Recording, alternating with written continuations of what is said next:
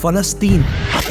یہ صرف آج کا مسئلہ نہیں بلکہ پچھلے 3000 سال سے اس سٹی کو قبضہ کرنے کی لڑائی چل رہی ہے۔ آج سے 3300 سال پہلے اللہ نے موسیٰ علیہ السلام کو حکم دیا کہ بنی اسرائیل یہودی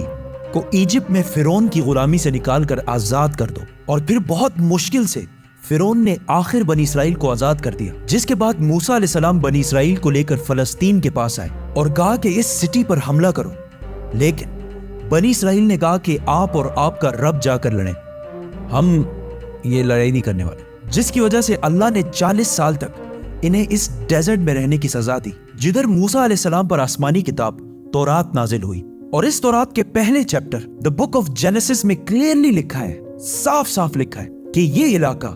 فلسطین اللہ نے صرف اور صرف ابراہیم علیہ السلام کی اولاد کے لیے رکھا ہے، جس کی وجہ سے آج تک یہ جتنی لڑائیاں چل رہی ہیں یہ اس لیے ہے کیونکہ یہودی یہ کلیم کرتے ہیں کہ تورات کی اس آیت کے مطابق جروسلم اور فلسطین پر صرف اور صرف بنی اسرائیل کا حق ہے، کیونکہ بنی اسرائیل ابراہیم علیہ السلام کی اولاد اسحاق علیہ السلام کی اولاد میں سے ہے، اینڈ اٹ میک سینس، تب تو ان کو ملنا چاہیے۔ لیکن تورات میں لکھا ہے کہ یہ علاقہ ابراہیم علیہ السلام کی اولاد کے لیے، صرف اسحاق علیہ السلام کی اولاد کے لیے نہیں۔ ابراہیم علیہ السلام کے ایک نہیں بلکہ 2 بیٹے تھے، اسحاق اور اسماعیل۔ اسحاق علیہ السلام was the father of بنی اسرائیل، بٹ اسماعیل علیہ السلام کو عربوں کا فادر سمجھا جاتا ہے، اور یہ بات صرف ہم نہیں، ایون یہودی بھی اس بات کو مانتے ہیں۔ تو انہی کی کتاب تورات کے مطابق فلسطین پر صرف اسحاق علیہ السلام کی اولاد کا حق نہیں ہے بلکہ اسماعیل علیہ السلام کی اولاد عربوں کا بھی حق ہے۔ موسیٰ علیہ السلام کے ساتھ 40 سال ڈیزرٹ میں رہنے کے بعد آخر بنی اسرائیل نے جاشوا کی لیڈرشپ میں فلسطین کو فتح کر لیا، لیکن کچھ ہی عرصے بعد یہ سٹی ان کے ہاتھ سے دوبارہ نکل گئی، اور پھر اگلے 300 سال تک بنی اسرائیل اس سٹی کو دوبارہ حاصل نہیں کر سکے۔ لیکن 300 سال بعد بنی اسرائیل نے داؤد علیہ السلام کی لیڈرشپ میں اس سٹی جروسلم کو دوبارہ فتح کر لیا، اور ان کے بیٹے سلیمان علیہ السلام نے یہاں پہلی دفعہ اللہ کی عبادت کے لیے ایک مسجد، ایک ٹیمپل بنایا۔ سلیمان علیہ السلام کے بعد یہودیوں نے فلسطین اور جروسلم پر 400 سال تک حکومت کی، لیکن 400 سال بعد بیبلون عراق میں ایک بہت ہی طاقتور امپائر بن چکی تھی، جس کے بادشاہ بخت نصر نے اپنی امپائر کو بڑھانے کے لیے فلسطین پر حملہ کر دیا اور جروسلم کو تباہ و برباد کر دیا، اور اس کے اندر ہزاروں یہودیوں کو شہید بھی کیا، اور اس ٹیمپل کو بھی تباہ کر دیا جو سلیمان علیہ السلام نے بنایا تھا، اور جتنے یہودی زندہ بچ گئے تھے ان ساروں کو غلام بنا کر اپنے کیپٹل بیبلون عراق لے گیا، اور 70 سال تک یہودی عراقیوں کی غلامی کرتے رہے۔ لیکن 70 سال بعد عراق پر ایران کے ایک بہت ہی نیک بادشاہ سائرس دا گریٹ نے حملہ کر دیا، جسے ہم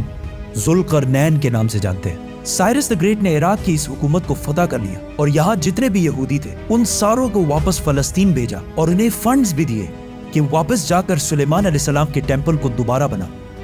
جو اس سے پہلے تباہ کر دیا گیا تھا۔ جس کے بعد یہودیوں نے پھر فلسطین پر 400 سال تک حکومت کی، لیکن پھر ان پر ایک ایسی حکومت نے حملہ کیا جس نے سارے یہودیوں کو یہاں سے 600 سال تک باہر نکال دیا، The Great Roman Empire، اور بنی اسرائیل پر اتنا ظلم کیا جو اس سے پہلے کسی نے بھی نہیں کیا تھا۔ یہودیوں نے رومن امپائر سے لڑنے کی بھی کوشش کی، لیکن رومن امپائر نے ہزاروں یہودیوں کو قتل کیا، اور حالات اتنے خراب ہوئے کہ یہودی رومن امپائر سے چھپ کر غاروں میں رہنے لگے، اور رومن امپائر نے بیت المقدس، جسے پہلے سلیمان علیہ السلام اور پھر ذوالقرنین نے بنایا تھا، دوبارہ تباہ و برباد کر دیا، اور اس کے بعد یہ ٹیمپل آج تک دوبارہ نہیں بن سکا۔ رومن امپائر نے فلسطین اور جروسلم پر 600 سال تک حکومت کی، لیکن 600 سال بعد رومن امپائر نے ایک ایسی غلطی کی جو اسے کبھی نہیں کرنی چاہیے تھی۔ انہوں نے عرب میں بہت ہی تیزی سے پھیلتے ہوئے نئے ریلیجن اسلام پر حملہ کرنے کی کوشش کی، لیکن اسلامک ریلیجن اور خلافت اتنی تیزی سے پھیلتی گئی کہ کچھ ہی سالوں میں رومن اور پرشین امپائر دونوں کو فتح کر لیا، جس کے بعد حضرت عمر دنیا کے سب سے طاقتور بادشاہ بن گئے، جن کی حکومت الیگزینڈر دی گریٹ کی امپائر سے بھی بہت بڑی تھی۔ آخر مسلمان رومن امپائر کو فتح کرتے کرتے جروسلم کے دروازے تک پہنچے۔ رسول اللہ صلی اللہ علیہ وسلم نے پہلے ہی کہہ دیا تھا کہ مسلمان ایک دن جروسلم ضرور فتح کریں گے۔ اب مسلمانوں کے پاس 2 آپشن تھے، یا تو جروسلم کو اسی طرح تباہ کیا جائے جو اس سے پہلے باقی بادشاہوں نے کیا تھا، اور یا اس کا سیج محاصرہ کر لیں۔ آخر 6 مہینے بعد جروسلم کے گورنر سفرونیس نے کہا کہ میں یروشلم صرف ایک ہی شرط میں مسلمانوں کے حوالے کروں گا کہ مسلمانوں کے بادشاہ عمر خود آ کر مجھ سے ملے۔ تو خالد بن ولید رضی اللہ تعالیٰ عنہ نے سوچا کہ اب مسلمانوں کے امیر المومنین کو کیوں ڈسٹرب کیا جائے، تو وہ خود عمر بن کر سفرونیس سے ملنے گئے، کیونکہ خالد بن ولید رضی اللہ تعالیٰ عنہ کی اپیرنس بالکل حضرت عمر سے ملتی جلتی تھی اور دونوں کی ہائٹ بھی بالکل سیم تھی، آلموسٹ 7 فٹ۔ لیکن وہاں ایک شخص حضرت عمر سے پہلے ہی مل چکا تھا، تو انہوں نے کہا کہ یہ حضرت عمر نہیں ہو سکتے، تو مجبوراً خالد بن ولید رضی اللہ تعالیٰ عنہ کو حضرت عمر، اس وقت دنیا کے سب سے طاقتور بادشاہ، کو جروسلم بلانا پڑا۔ سفرونیس فل لگژری گولڈ اور سلور پہن کر بالکل تیار ہو گیا، کیونکہ اتنے بڑے بادشاہ ان سے ملنے آ رہے تھے۔ لیکن سفرونیس اور پورا جروسلم یہ دیکھ کر حیران ہو گیا کہ بادشاہ کا غلام اونٹ پر بیٹھا ہوا ہے اور بادشاہ خود بالکل عام کپڑوں میں پیدل چل کر آ رہا ہے۔ یہ منظر جروسلم والوں کے لیے بہت شاکنگ تھا، کیونکہ اس سے پہلے جب بھی کسی بادشاہ نے جروسلم پر فتح حاصل کی ہے، اس نے اس سٹی کو تباہ و برباد کر دیا تھا اور یہاں کی گلیوں کو خون سے بھر دیا تھا۔ لیکن اب یہ ایک بادشاہ آیا ہے جو ان ساروں سے زیادہ طاقتور ہے، لیکن بغیر کسی فوج کے اور بالکل عام کپڑوں میں۔ ایسا اس سے پہلے کبھی بھی نہیں ہوا تھا۔ حضرت عمر نے سارے ریلیجنز کو آزادی دی اور بغیر کوئی خون بہائے سفرونیس نے جروسلم کو حضرت عمر کے حوالے کیا، لیکن انہوں نے ایک شرط یہ بھی رکھی کہ مسلمان یہودیوں کو جروسلم آنے کی اجازت نہیں دیں گے۔ لیکن حضرت عمر نے اس کی یہ شرط نہیں مانی اور یہودیوں کو بھی بیت المقدس آنے کی اجازت دی، اور اس طرح پہلی دفعہ جروسلم ابراہیم علیہ السلام کے بیٹے اسماعیل علیہ السلام کے اولاد کے پاس آیا۔ اس کے بعد آلموسٹ 350 سال تک مسلمان، کرسچن اور یہودی جروسلم میں بالکل پیس اور امن کے ساتھ رہنے لگے۔ لیکن پھر 350 سال بعد کرسچنز نے پورے یورپ سے فوج جمع کر کے جروسلم پر دوبارہ حملہ کر دیا۔ اس وقت مسلمانوں کے آپس میں بہت لڑائیاں چل رہی تھی، جس کا فائدہ اٹھا کر کروسیڈرز نے آسانی سے جروسلم کو فتح کر لیا، اور جروسلم فتح کرنے کے بعد مسلمانوں اور یہودیوں پر انبلیویبل ظلم کیا اور ہزاروں مسلمانوں اور یہودیوں کو شہید کر دیا اور مسجدوں اور سینیگوگز کو بھی تباہ کر دیا۔ اور ہسٹری میں لکھا ہے کہ کروسیڈرز نے جروسلم کی گلیوں کو مسلمانوں کے خون سے بھر دیا تھا، اور ایون مسجد اقصی کو بھی مسجد سے ایک محل، پیلس میں بدل دیا تھا۔ یہودیوں کے عورتوں اور بچوں نے اپنی جان بچا کر اپنے آپ کو سینیگوگز میں بند کر لیا، لیکن کروسیڈرز نے ان سارے بلڈنگز کو آگ لگا دی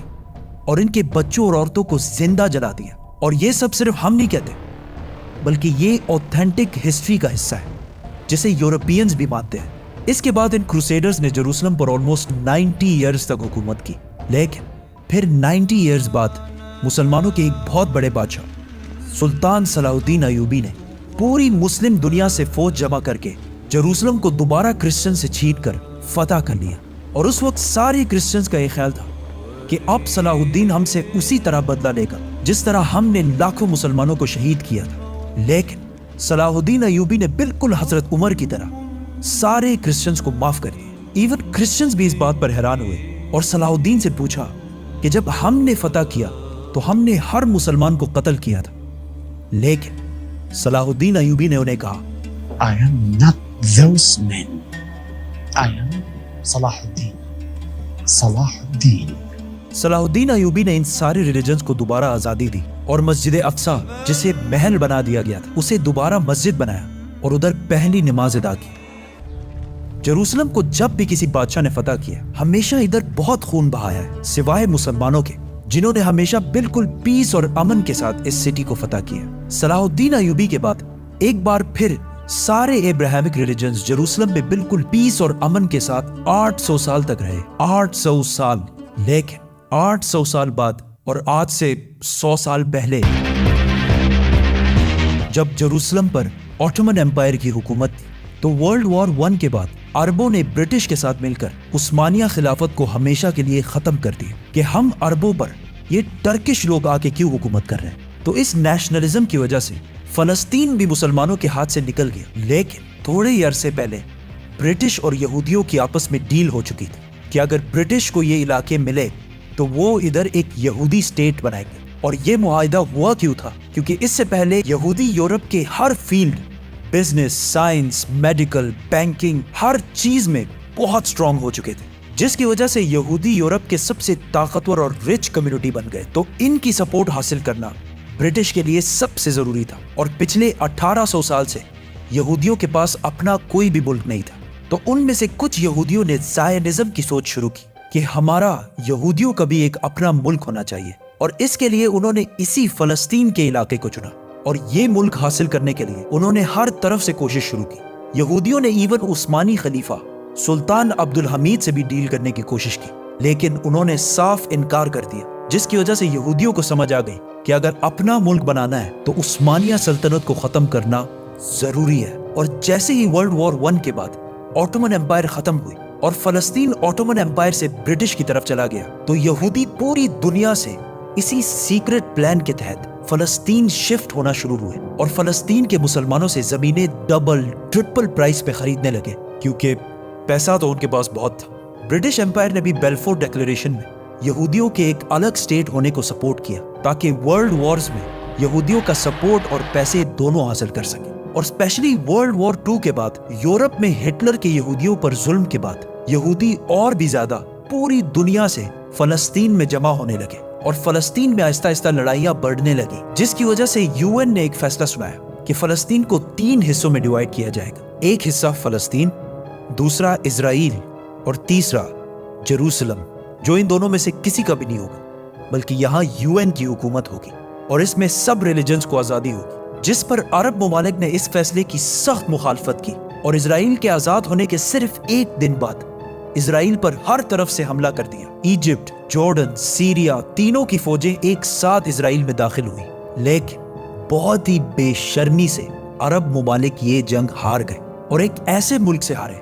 جو ان سے سائز میں بہت چھوٹا اور جو اس جنگ سے صرف 1 دن پہلے آزاد ہوا تھا۔ اس ہار کی وجہ سے جو پلان UN نے اس جنگ سے پہلے بتایا تھا، اس کا صرف 40% علاقہ فلسطینیوں کو ملا اور 60% علاقہ اسرائیل نے فتح کر لیا اور ایون جیروسلم کی آدھی سٹی کو بھی فتح کر لیا۔ اسرائیل اکیلے یہ جنگ نہیں لڑ رہا تھا، بلکہ اس کے ساتھ پوری دنیا کا سپورٹ بھی تھا۔ ایون رشیا اور US دونوں کا سپورٹ اسرائیل کے ساتھ تھا۔ اسرائیل نے یہ علاقے فتح کر کے ٹائم بالکل بھی ضائع نہیں کیا اور 7 لاکھ عربوں کو فلسطین سے باہر نکال دیا، 7 لاکھ، جس کی وجہ سے فلسطین میں آہستہ آہستہ یہودی زیادہ اور عربی کم ہونے لگے۔ اس جیت کے بعد اسرائیل بہت سٹرونگ بن گیا اور پوری دنیا سے اور بھی زیادہ یہودی اسرائیل میں جمع ہونے لگے۔ اس کے بعد یہودیوں نے اپنے آپ کو عرب کے بالکل سینٹر میں ایک بہت ہی مضبوط حکومت بنا لی تھی، لیکن پھر بھی یہ 2 علاقے ویسٹ بینک اور غازہ اسرائیل کے کنٹرول میں نہیں تھے۔ لیکن آج سے آلموسٹ 60 سال پہلے 1967 میں کچھ مس انڈرسٹینڈنگز کی وجہ سے یہاں جنگ ایک بار پھر شروع ہو گئی اور ایک بار پھر ایجپٹ، جارڈن، سیریا ورسس یہ چھوٹا سا اسرائیل۔ لیکن صرف 6 دنوں میں اسرائیل نے ان تینوں ملکوں کو ہرا دیا اور صرف 6 دنوں میں اسرائیل نے اپنا سائز 3 گنا بڑھا لیا۔ عرب ممالک دوبارہ اپنے سے ایک بہت ہی چھوٹے ملک سے بہت ہی بری طرح ہار گئے۔ یہ ایسا ہے کہ آج خبیب حزب اللہ سے ہار جائے، اور وہ بھی 2 مرتبہ۔ عرب ممالک کے 2 دفعہ اسرائیل سے ہارنے کے بعد ان کی عوام اپنے نیشنلسٹ حکمرانوں کے خلاف ہو گئے اور نیشنلزم، قومیت کو چھوڑ کر ایک نئی سوچ کی طرف بڑھنے لگی۔ دا مسلم بردرہڈ، اخوان المسلمون، جو مصر کے ایک سکول ٹیچر حسن البنا نے بنائی تھی اور جو ایک پاکستانی اسکالر مولانا مودودی کے خیالات سے انسپائرڈ ہے۔ اس سے پہلے اخوان المسلمون کا عرب میں صرف مذاق اڑتا تھا، لیکن اس ہار کے بعد اخوان المسلمون نے عرب عوام سے کہا کہ یہ جنگیں عرب کے مسلمان نہیں بلکہ یہ نیشنلسٹ ہارے ہیں جو صرف نام کے مسلمان ہیں اور ان کا کوئی، جس کے بعد عرب کی عوام اس نئے سوچ مسلم بردرہڈ کی طرف آنے لگی۔ حماس بھی اسی اخوان المسلمون سے انسپائرڈ ایک گروپ ہے، لیکن اخوان المسلمون وائلنس کے خلاف۔ اس جیت کے بعد اسرائیل نے ویسٹ بینک، غازہ اور جیروسلم سب پر قبضہ کر لیا اور آج تک یہ سارے علاقے اسرائیل سے دوبارہ کوئی بھی نہیں چھین سکا۔